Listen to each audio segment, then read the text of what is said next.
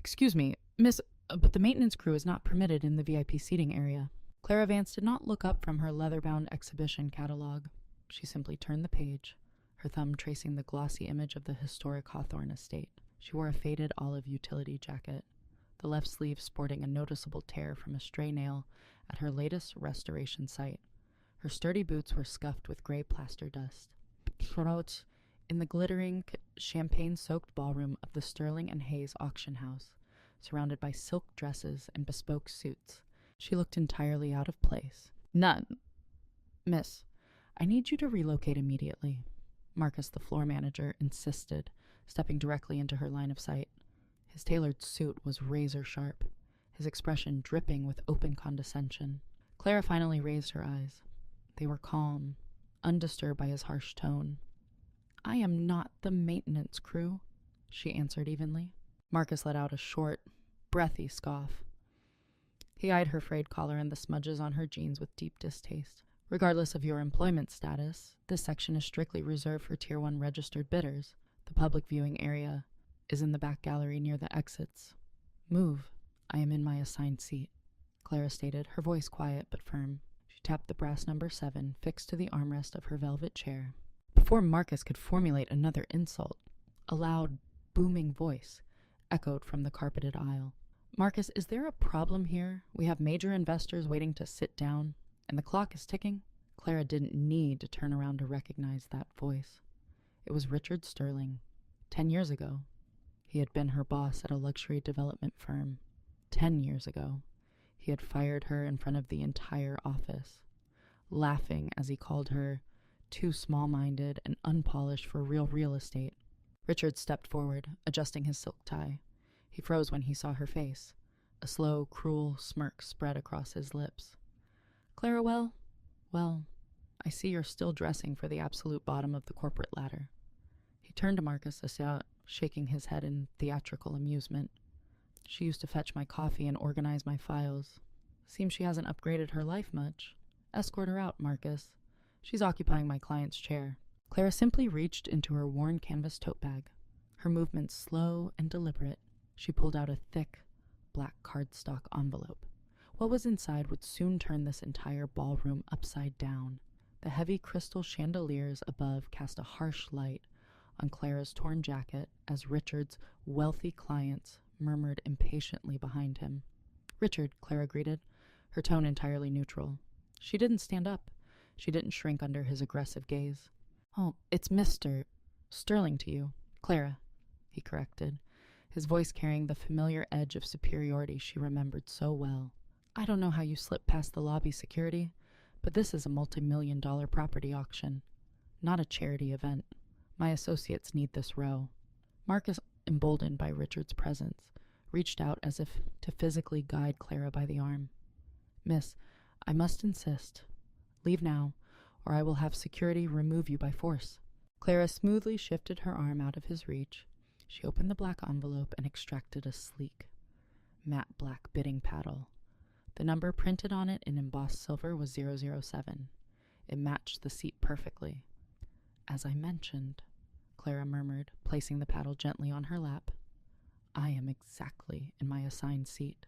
Marcus blinked, his eyes darting frantically from the paddle to the seat number, then down to Clara's dusty boots. A black paddle wasn't just a basic registration. It was a pre-verified credential for the highest tier of bidders. It required a massive, non-refundable cash deposit just to hold in your hand. Richard let out a sharp, dismissive laugh. A black paddle? Where did you find that? Clara, did one of the real bidders drop it in the restroom? It has my name on the registry, Clara replied, refusing to break eye contact.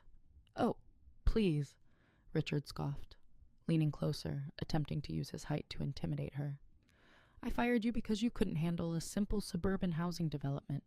You think I'm going to believe a girl in a raggedy jacket is here to bid on prime, calming, commercial real estate? You're probably trying to steal a client list. Marcus immediately seized on Richard's doubt. Mister, Sterling is right. Anyone could have picked that up off the floor. I'll need to see your identification and your banking confirmation. Right now. Clara felt the eyes of the entire room pressing down on her. It was a familiar weight, the same weight she felt when Richard used to dismiss her ideas in boardrooms. But she wasn't that scared 24-year-old girl anymore. "You can check the registry at your podium," Clara suggested gently. "My name is Clara Vance. I'm not walking back to the podium for a prank," Marcus snapped. "Hand over the paddle." The air in the VIP section grew thick with tension, setting the stage for a collision that Richard could never have anticipated. The quiet murmurs in the ballroom began to swell into audible whispers. Wealthy socialites and sharp-suited investors watched the standoff with veiled amusement, clearly enjoying the spectacle of the poorly dressed woman being harassed. Richard turned to his two investors' men in bespoke suits with silver hair and offered an apologetic smile. "My apologies, gentlemen. Sometimes the locals wander into these hotel events looking for free drinks. We'll have this sorted in a moment." He looked back at Clara, his eyes narrowing with genuine malice. "Make this easy on yourself. Clara, walk away before you embarrass yourself further. You always did lack the sense to know when you were beaten." Clara didn't flinch. She simply picked up her exhibition catalog again, turning to the next page. "I'm not leaving, Richard, and if you continue to block my view of the stage, I will report you for harassing a registered bidder." Richard's face flushed with sudden anger. The fact that she wasn't cowering, wasn't apologizing, infuriated him deeply. "You have no money, Clara. You have no status. Sitting in that chair doesn't magically make you someone important." Marcus signaled frantically to a security guard standing near the heavy oak doors. "Officer White, please escort this woman off the premises immediately. She is in possession of a stolen bidding credential." The guard, a burly man with a stern face, began marching down the carpeted aisle. Clara's pulse remained perfectly steady. She reached into her canvas bag once more, retrieving her phone. She didn't call the police. She didn't call a lawyer. She opened her email, tapping on a specific, digitally signed banking document. Before the guard could reach her row, a sharp chime echoed through the hall. The auctioneer, a distinguished man with silver hair, tapped his microphone at the front podium. "Ladies and gentlemen," the auctioneer announced, his voice smooth and commanding, "please take your seats. We are about to begin the evening's proceedings." Richard gritted his teeth. He couldn't cause a massive physical scene right as the auction started, not with his most important investors watching his every move. He pointed a perfectly manicured finger at Clara. "We're not done here. Enjoy the padded seat while you can. By the time the main lot comes up, you'll be in the back alley." He shoved past her, taking the seat directly in front of hers. Clara simply adjusted her torn sleeve, checked her phone once more, and focused her gaze on the stage. The real game was about to start. The first hour of the auction was a rapid blur of antique furniture, minor commercial plots, and vintage art. The auctioneer's rhythmic voice filled the room, a hypnotic chant of numbers and increments flying through the air. Clara sat perfectly still. She didn't raise her paddle. She didn't whisper to anyone. She just watched the screen, analyzing the room's spending habits directly in front of her. Richard was putting on a show. He bid loudly and aggressively on a mid-sized commercial property, making sure everyone in the room saw his paddle go up. When he won the lot, he turned slightly, making sure Clara could clearly see his smug profile. "That's how it's done," he whispered back to her out loud enough for his investors to hear. "Actual capital, actual power, something you've never understood." Clara remained silent. She was saving her energy. Her target was Lot 42, the Hawthorne Estate. It was a massive, neglected historical property sitting on 300 acres of prime coastal land. Richard wanted it to bulldoze the historic manor and build a soulless luxury resort. Clara wanted it to restore the manor and preserve the land, a project she had spent 3 quiet, grueling years securing funding for. Marcus paced the aisles, his eyes constantly darting back to Clara. Every time he passed her row, he let out a loud, dramatic sigh, clearly waiting for an excuse to throw her out.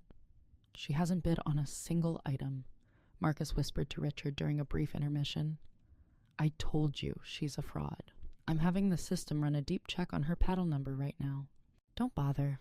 Richard chuckled softly, sipping his champagne. "She's just a tourist trying to feel important. Let her watch me take the Hawthorne property. It'll crush whatever little spirit she has left." Clara heard every word. She looked down at her scuffed boots. They were the same boots she had worn while walking the perimeter of the Hawthorne estate in the rain, assessing the crumbling foundation, calculating the structural integrity. She knew the land. Richard only knew the spreadsheet. As the auctioneer stepped back up to the podium, the lights dimmed slightly. A hush fell over the room. "Ladies and gentlemen," the auctioneer declared, "we now come to the centerpiece of our evening, Lot 42. Clara sat up straight. She picked up her black paddle. A massive screen behind the podium flickered to life, displaying sweeping drone footage of the Hawthorne estate, the crumbling stone walls, the overgrown botanical gardens, the sheer breathtaking scale of the coastal cliffs overlooking the ocean. "The bidding for the Hawthorne estate will commence at $20 million, the auctioneer announced. Richard's paddle shot up immediately. $20 million. $20 million to the gentleman in the front row. Do I hear 21? Across the room, a paddle raised. 21. Richard didn't even blink. 25. He wanted to intimidate the room early, to show he had bottomless pockets and absolute resolve. The bidding war was swift and brutal. Within minutes, the price had climbed to $42 million. The other bidders were dropping out one by one, shaking their heads and lowering their paddles. Richard sat back in his chair, a triumphant smile plastered on his face. He leaned over to his investors, whispering about the demolition schedule for the historic manor. $42 million, the auctioneer called out, scanning the quiet room. Going once at $42 million. Clara took a slow, deep breath. She raised her black paddle, holding it steady in the air. 45, Clara said. Her voice wasn't loud, but in the quiet room, it carried perfectly to the podium. The entire ballroom went dead silent. Hundreds of heads turned to look at the woman in the torn denim jacket and dusty boots. Richard whipped around in his chair, his eyes wide with profound shock. He stared at her, then at her raised paddle, then let out a sharp, echoing laugh. Is this a joke? Are you out of your mind? $45 million from bidder 007, the auctioneer noted, though he hesitated slightly, his eyes darting toward Marcus for confirmation. Hold on, stop the auction. Richard stood up, his face red with indignation. She doesn't have that kind of money, I know her. She's a disgraced former employee of mine. This is a sham bid to sabotage my purchase. Marcus practically sprinted down the aisle, his face pale with panic. Mr. Auctioneer, please pause the clock. I have reason to believe bidder 007's credentials are not properly verified. The room erupted into furious whispers. Clara didn't lower her paddle. She kept it raised, a silent, immovable anchor in the storm of their sudden panic. Put the paddle down. Clara, Richard hissed, stepping into the aisle to physically block her view of the stage. You are embarrassing yourself, and you are wasting my investors' time. You think playing pretend makes you powerful. The current bid is $45 million, Richard, Clara answered, her voice completely devoid of emotion. If you can't match it, sit down. Richard's investors were looking increasingly uncomfortable. They didn't like public scenes, and they certainly didn't like instability during a major acquisition. Marcus reached Clara's row, breathing heavily. Miss, I must ask you to surrender the paddle and step outside. Making fraudulent bids at this level is a serious federal offense. My bid is legitimate, Clara stated calmly. Check the escrow account linked to the paddle. I don't need to check anything, Marcus snapped, his professionalism completely abandoning him. Look at you. You're wearing rags you drag dirt onto our carpets. You do not belong here, and you certainly do not have $45 million. Clara slowly lowered the paddle, placing it back on her lap. She looked up at Marcus. Are you refusing my bid based on my attire? Marcus, because if so, I have my banking liaison on speed dial, and I'm sure he would love to hear about Sterling and Hayes' new dress code policy for verified escrow accounts. Richard scoffed loudly, waving a hand in dismissal. Banking liaison, what bank? The First National Bank of Delusion, Marcus. Throw her out. She's stalling because she has nothing. Security, Marcus yelled, waving frantically at the guards near the doors. Remove her. Two large guards approached, their expressions grim. Clara did not shrink back. She didn't cry. She didn't scream about injustice. Instead, she reached into her bag and pulled out a heavy, wax-sealed envelope, dropping it onto the velvet armrest with a solid thud. Before anyone touches me, Clara warned, her tone suddenly turning razor-sharp. I suggest someone with actual authority looks at this document, because if you remove me, you lose the highest bid of the night, and I will personally ensure this auction house loses its operating license." Just as the guards reached out to grab her arms, a quiet, gravelly voice cut through the chaos. "Stop right there." Elias Thorne, the senior director of the auction house, stepped out from the shadows near the podium. He was a man in his late 60s, impeccably dressed, carrying an aura of absolute, unquestionable authority. He rarely intervened in floor disputes, leaving the dirty work to managers like Marcus, but the commotion had drawn him out. Mr. Thorne," Marcus stammered, stepping back rapidly. "I apologize for the disturbance. This woman stole a Tier 1 paddle and is making fraudulent bids. We are removing her now." Elias ignored Marcus entirely. He walked slowly down the aisle, his sharp eyes fixed entirely on Clara. He took in her torn jacket, her scuffed boots, and the calm, unyielding expression on her face. Then he looked at the wax-sealed envelope resting on her armrest. "May I?" Elias asked, his tone surprisingly respectful. "Of course," Clara replied. Richard crossed his arms, leaning against a marble pillar. "Elias, good to see you. Don't waste your time. I fired her a decade ago. She's a nobody trying to ruin a legitimate transaction because she's bitter." Elias didn't acknowledge Richard. He broke the wax seal and slid the heavy parchment out. It was an official letter of credit and escrow verification from the largest international investment bank in the city. As Elias read the document, the ballroom fell dead silent. The only sound was the rustle of the thick paper in the director's hands. Marcus stood nearby, sweating slightly. "Sir, I checked the system earlier. The account was flagged as anonymous." "It was flagged as anonymous to floor staff," Elias corrected quietly, his eyes scanning the impossible numbers on the page. "To protect the client's privacy," Elias finished reading. He carefully folded the document, slid it back into the envelope, and handed it back to Clara with a slight, formal bow of his head. He then turned slowly to face Marcus. The expression on the director's face made the floor manager visibly shrink. "Marcus," Elias said, his voice dangerously low, "you are relieved of your duties for the evening. In fact, you might want to clear out your desk entirely." "What?" Marcus stuttered, his jaw dropping. Elias turned his attention to Richard. "And Mr. Sterling, I suggest you return to your seat, unless you plan to place a counterbid." The tables had officially turned, and Richard had no idea how fast he was about to fall. Richard stared at Elias, his smug confidence faltering for the very first time. "Elias, be reasonable. You're taking her seriously. Look at her." "I am looking at her." "Richard," Elias answered sharply, his voice echoing in the quiet room.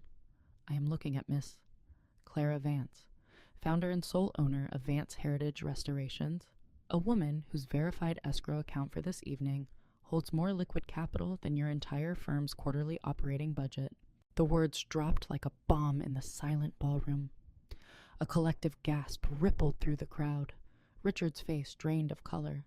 He looked from Elias to Clara, his mouth opening and closing like a fish out of water. "Vance Heritage, that massive restoration conglomerate, that's a myth. It's a faceless corporation." "It has a face," Clara said softly. Finally standing up, she smoothed down her torn denim jacket. "I just prefer to spend my time on the actual work sites rather than in country clubs. Richard, it keeps my boots dirty, but my vision clear." She looked past him to his two investors, who were now glaring at Richard with deep, barely concealed rage. They were trusting him with their money, and he was currently being humiliated by a woman he claimed was a nobody. "Now," Clara said, turning her attention back to the stage, "I believe the current bid is mine.